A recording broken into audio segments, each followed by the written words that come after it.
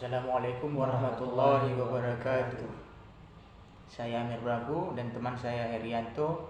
Kami di sini ingin memaparkan sebuah makalah. Hasil makalah kami yang berjudul ialah komponen kurikulum nasional. Komponen kurikulum nasional itu terbagi menjadi 4. Yang pertama komponen tujuan, yang kedua komponen materi, yang ketiga komponen metode, yang keempat ialah komponen evaluasi. Baik, di sini akan kami jelaskan yang pertama dulu, komponen tujuan. Komponen tujuan itu ialah komponen kurikulum yang menjadi target atau sasaran yang mesti dicapai dari melaksanakan suatu kurikulum. Kurikulum tujuan ini terbagi menjadi 3. Kurikulum jangka panjang ialah tujuan menggambarkan tujuan yang diharapkan atau dicapai oleh seorang siswa untuk mencapai cita-cita dan impiannya. Itu yang dimaksud dengan tujuan jangka panjang. Yang kedua ialah tujuan jangka menengah. Tujuan jangka menengah ini ialah seperti sekolah dasar, SD, SMP, SMA dan lain-lainnya. Yang ketiga ialah tujuan yang dicapai secara keseluruhan, yaitu tujuan yang bisa melihat aspek-aspek pengetahuan, kognisi, keterampilan, dan sikap. Dan selanjutnya akan dijelaskan oleh teman saya komponen isi atau materi. Baik, saya akan menjelaskan tentang komponen isi ataupun materi. Komponen materi adalah komponen yang didesain untuk mencapai komponen tersebut, atau yang bisa dikatakan untuk mencapai komponen tujuan. Jadi komponen materi atau isi ini bersangkutan dengan komponen tujuan. Yang dimaksud adalah materi. Komponen materi adalah bahan-bahan kajian yang menyampaikan pada tujuan tersebut.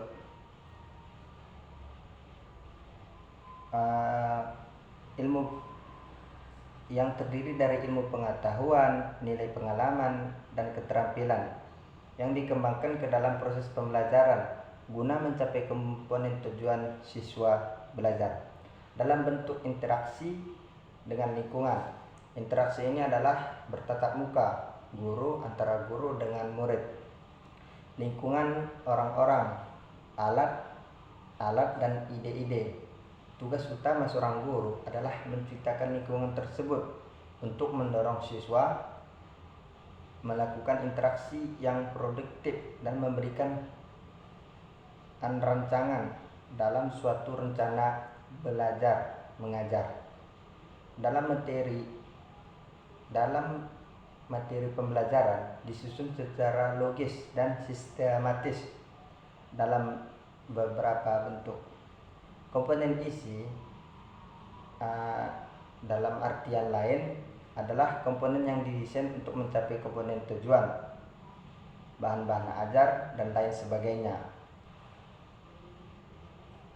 Materi kurikulum berupa bahan pelajaran yang terdiri atas bahan kajian, topik-topik yang dikaji oleh siswa dalam proses belajar dan mengajar. Ada beberapa materi atau bahan ajar. Yang pertama adalah kurikulum mengacu pada pencapaian tujuan masing-masing suatu pendidikan. Selanjutnya, materi kurikulum diarahkan untuk mencapai tujuan pendidikan nasional. Selanjutnya ialah seperangkatan struktur atau konsep definisi dan proposisi yang saling berhubungan. Baik, saya di sini akan menjelaskan lagi komponen proses pembelajaran. Komponen proses pembelajaran itu ialah strategi dan metode, merupakan komponen ketiga dalam pengembangan kurikulum. Jika komponen ini tidak berkembang di pengembangan kurikulum, maka tidak akan tercapai cita-cita siswa itu dan tidak bisa mengembangkan kurikulum merdeka. Strategi pembelajaran merupakan pola dan urut umumnya perbuatan guru dan siswa. dalam mewujudkan kegiatan belajar mengajar untuk mencapai tujuan yang telah ditentukan. Dengan kata lain, strategi memiliki dua hal yang penting, yaitu rancangan dan wujudkan. Dalam membentuk kegiatan strategi dan susunan kurikulum merdeka. Yang keempat ialah komponen evaluasi. Komponen evaluasi ini adalah komponen kurikulum yang dapat diperbandingkan, seperti hanya panjang gawang dalam permainan sepak bola.